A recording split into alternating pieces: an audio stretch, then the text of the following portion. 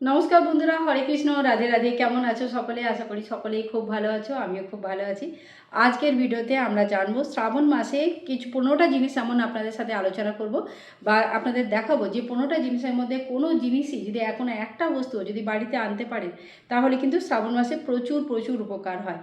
আর শ্রাবণ মাস ভগবান শিবের পুজোর মাস, তাহলে এই সময়তে শিব রিলেটেড শিবময় হয়ে থাকে পুরো আমাদের এনভায়রনমেন্ট, পুরো যাকে বলে আর কি বিশ্বব্রহ্মাণ্ড। তো এই সময়তে সবুজ রঙের অত্যন্ত মাহাত্ম্য আছে। সবুজ রং কেন এত মাহাত্ম্য? কি এই সময়তে বর্ষাকালের সময় চারিদিকটা সবুজ সবুজ হয়ে থাকে, আর তার জন্য নেচারের সঙ্গে এই ব্যাপারটাকে বেশিভাবে জুড়ে দেখা হয়েছে। তো এই সময়তে বাড়িতে কিছু জিনিস আনা অত্যন্ত শুভ হয়ে থাকে। তো চলুন আমরা দেখে নিই যে এই 15টা বস্তু কী যেগুলো আমাদের বাড়িতে নিশ্চয়ই নিয়ে আসা উচিত। আর আরেকটা কথা বলে রাখি শুরুতে, যে যদি এর মধ্যে কোনো জিনিস আপনাদের বাড়িতে প্রথম থেকে আছে তাহলে কিন্তু দ্বিতীয়বার নেবার প্রয়োজন নেই। এগুলো শুধু যাদের বাড়িতে নেই বা যারা আনতে চান তাদের জন্যই বলা। তো অলরেডি শিবলিঙ্গ আছে তাও শিবলিঙ্গ নিয়ে এসেছি, অলরেডি আমাদের কাছে জিনিস আছে তাও জিনিস নিয়ে এসেছি, এমন যেন না হয়। রিপিট করার কোনো দরকার নেই। তো চলুন শুরু করি আজকের ভিডিওটা। আর একটা ছোট্ট রিকোয়েস্ট, যদি ভিডিও পছন্দ হচ্ছে, ভালো লাগছে, ইনফরমেটিভ মনে হচ্ছে, তাহলে কিন্তু একটি লাইক করবেন, শেয়ার করবেন, আর আপনাদের অনেক অনেক ভালোবাসা দেবেন। তো চলুন শুরু করা যাক আজকের ভিডিওটা। তো সব থেকে প্রথমে আপনাদের জানিয়ে রাখি যে বাড়িতে যদি শ্রাবণ মাসে আপনাদের বাড়িতে যদি শিবলিঙ্গ না থেকে থাকে তাহলে কিন্তু শিবলিঙ্গ শ্রাবণ মাসে আনা খুবই ভালো। এটি স্ফটিকে তৈরি আমার নিজের শিবলিঙ্গ, যার পুজো আমি প্রতিদিন করি। শিবলিঙ্গ আনার সময় মনে রাখবেন যেন সাইজ অত্যন্ত ছোট হয়, আর এইটুকু সাইজের বেশি শিবলিঙ্গ যেন না হয়।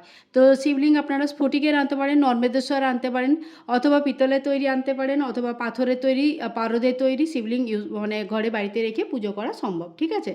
তো এই হয়ে গেল আমাদের প্রথম যে আনা উচিত, সেটা হচ্ছে শিবলিঙ্গ। দ্বিতীয় কথা হলো আমার এটি শিবের আসন। দেখুন, এরকম আসন আনার কথা আপনাদের বলছি না, কিন্তু যদি সম্ভব হয় তাহলে ভগবান শিবের সাথে সর্পদেবতার পুজো করবেন। এতে কেন বলি, যে যাদের কালসর্প দোষ আছে তাদের কিন্তু ধীরে ধীরে কালসর্প দোষ ধীরে ধীরে অনেক কেটে যায়। শুধু সর্পদেবতার পুজো করা সম্ভব নয় বা হয় না অনেক জায়গাতেই, তারা কিন্তু ভগবান শিবের সাথে এরকম আসন নিতে পারেন। আমার যেমন আসনেই সর্পদেবতা তৈরি আছে, তো আমি এখানেই পুজো করে নিই।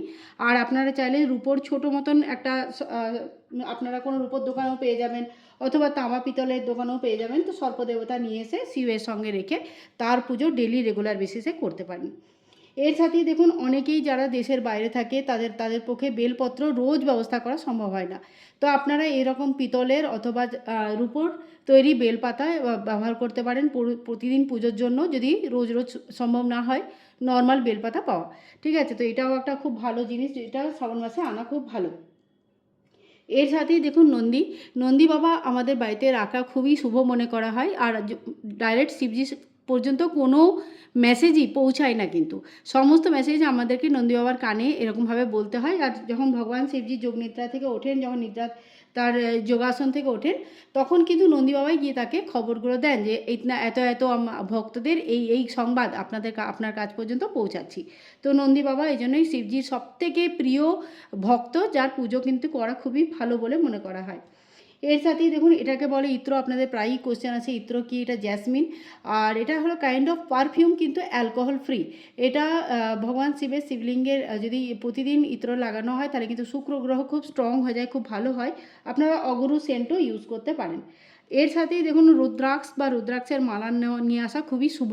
তো এখানে যখনই মালা নেবেন এরকম একটা কটনের ব্যাগ নিয়ে নেবেন, ব্যাগের ভেতরে রেখেই মালা পরানো পুজো করা উচিত বা মালা জপ করা উচিত। আর এই দেখুন, এই হচ্ছে রুদ্রাক্ষের মালা। 108টা বিডস থাকে, আর রুদ্রাক্ষের মালা দিয়ে মাতা রানীর অথবা ভগবান শিবের মন্ত্রজপ করা হয়। এর সাথেই দেখুন, ত্রিশূল কিন্তু ভগবান শিবের সাথে থাকবে অথবা মা দুর্গার সাথে থাকবে। এখানে যেখানে সেখানে রেখে কিন্তু সাজাবার কাজে ব্যবহার করবেন না। ত্রিশূল বাড়িতে রাখলে কোনো রকম শত্রু নাশ হয়ে যায়। শত্রুদের এত সাহস হয়ই না যে ওরা বাড়ি পর্যন্ত পৌঁছায় এবং মানে বাড়ির কারুর ক্ষতি করে। তো ত্রিশূল রাখা বাড়িতে খুবই ভালো। এর সাথেই ভগবান শিবকে জল দেওয়ার জন্য একটা তাঁবা অথবা পিতলের এরকম ঘটি নিয়ে আসতে পারেন। আর মন্দিরে গিয়ে যদি জল দেন তাহলে বাড়িতেই কিন্তু ঘটিতে করে বাড়ি থেকে জল নিয়ে যাবেন। মন্দিরের জল ব্যবহার করার থেকে বাড়ি থেকে জল ব্যবহার করা বেশি ভালো। আচ্ছা, অনেকেই কিন্তু সোমবার সোমবার দীপদানের নিয়ম নেবেন। যারা প্রতি সোমবারে গিয়ে শিব মন্দিরে দীপদান করে আসবেন, তারা কিন্তু এরকম বড় সাইজের মাটির প্রদীপ নিয়ে নেবেন। আর 4টে যদি সোমবার পড়ছে তাহলে 4টে প্রদীপ নিয়ে প্রতি সোমবারে একটা করে দীপদান করে আসতে পারেন। ঠিক আছে। এর সাথে আপনাদের দেখাচ্ছি সিঁদুর কোটো। এটা আমার অনেক বছরের পুরনো সিঁদুর কোটো, মা পার্বতীর জন্য মানে ওনার সামনেই রাখা থাকে। তো কোনো পুজো পাঠ যাই থাকুক বা যাই নিয়ম আমি নিই, এখান থেকে তাকে আমি সিঁদুর পরাই। তো এরকম একটা সিঁদুর কোটো মায়ের জন্য আনতে পারেন। এটা খুবই শুভ এবং এটি মাকে প্রতিদিন সিঁদুর যারা পরান তারা কিন্তু সদা সোহাগন মানে চিরকাল স্বামীর মানে মায়ের কল্যাণে স্বামীর সঙ্গে থাকেন এবং খুবই কী বলবো পুণ্যাত্মা হন তারা, যারা মায়ের এরকম আশীর্বাদ পেয়ে যান। এর সাথে দেখুন আমি এরকম ধরনের ধূপ ব্যবহার করি। আপনারা জিজ্ঞেস করেন কি ধূপ ব্যবহার করি, তো এই ধরনের ধূপ ব্যবহার করি আমি, ঠিক আছে।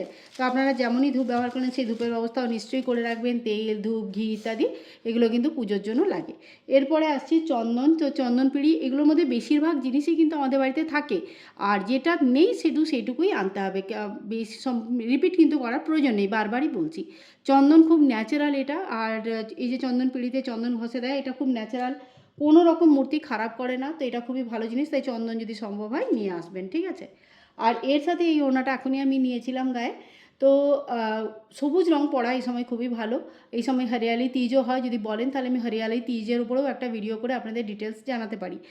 আর এই মানে কিছুই যদি না সম্ভব হয় তাহলে কিন্তু একটা অন্তত ওড়না রাখবেন, যেটা মাথায় নিয়ে পরে আপনারা পুজো পাঠ করতে পারেন। তো সবুজ রং পরা খুবই ভালো। সবুজ রঙের চাইলে আপনারা নর্মাল স্যুট সালোয়ার পরতে পারেন, অথবা শাড়ি, অথবা একটা ওড়না রাখতে পারেন, ঠিক আছে। আর এর সাথে সাথে কিছু জিনিস যেমন মেহেন্দি, চুড়ি আর টিপ এইসব, বা শাঁখা, সিঁদুর, আলতা, যেগুলোই আমাদের এয়তী স্ত্রীর লক্ষণ, বা যেগুলোই আমাদের এয়তী স্ত্রীরা ইউজ করেন, তারা কিন্তু কিছু জিনিস মা পার্বতীকে নিশ্চয়ই অর্পণ করবেন। কিছু নিজের জন্য ব্যবহারের জন্য রেখে দেবেন, আর কিছুটা দান করে দেবেন। তো এইগুলো খুবই ভালো জিনিস, এগুলো নিশ্চয়ই কিছু দান করা উচিত। তো দেখুন, আর তার সাথে সাথে যদি লাড্ডু গোপালের সেবা আপনাদের কাছে আছে, তো তার জন্য সবুজ ড্রেস নিশ্চয়ই নিয়ে আসবেন, কেননা লাড্ডু গোপালকেও কিন্তু এই সময় শ্রাবণের মতন করে সেবা দেওয়া হয়, বর্ষাকালের স্পেশাল সেবা হয়। তো সবুজ ড্রেস রাধারানীর জন্য, ভগবান শিবের জন্য, মানে যাদেরকে ড্রেস পরান আপনি মন্দিরে, তাদের জন্য সম্ভব হলে সবুজ ড্রেস নিয়ে আসবেন। তো এইগুলো ছিল কয়েকটা জিনিস যেগুলো। আর তার সাথেই দেখুন গঙ্গা জল কিন্তু খুবই প্রয়োজন। আর কেননা ভগবান শিবের যে আরাধনা হয়, অভিষেক হয়, তা কিন্তু গঙ্গা জল দিয়েই হয়ে থাকে। তাই গঙ্গা জল আমাদের নিশ্চয়ই নিয়ে আসা উচিত বাড়িতে। তো এই কয়েকটা জিনিস আছে যেগুলোর মধ্যে আপনাদের বাড়িতে যদি কিছু না থাকে তাহলে সেগুলো নিশ্চয়ই নিয়ে আসবেন। খুবই ভালো উপায়। আর এই শ্রাবণ মাসে ভগবান শিবের পুজো অর্চনা করলে পরে কিন্তু অনেক মনোকামনা পূর্ণ হয়ে যায়। তো তাহলে বন্ধুরা, আজকের ভিডিওটা আমি এখানেই শেষ করছি। আজকের ভিডিওটা যদি আপনাদের একটুও ভালো লেগেছে তাহলে লাইক করবেন, শেয়ার করবেন, আর চ্যানেলকে সাবস্ক্রাইব করে রাখবেন। আর একবার নতুন ভিডিওতে দেখা হবে, তখনও পর্যন্ত হরে কৃষ্ণ, রাধে রাধে।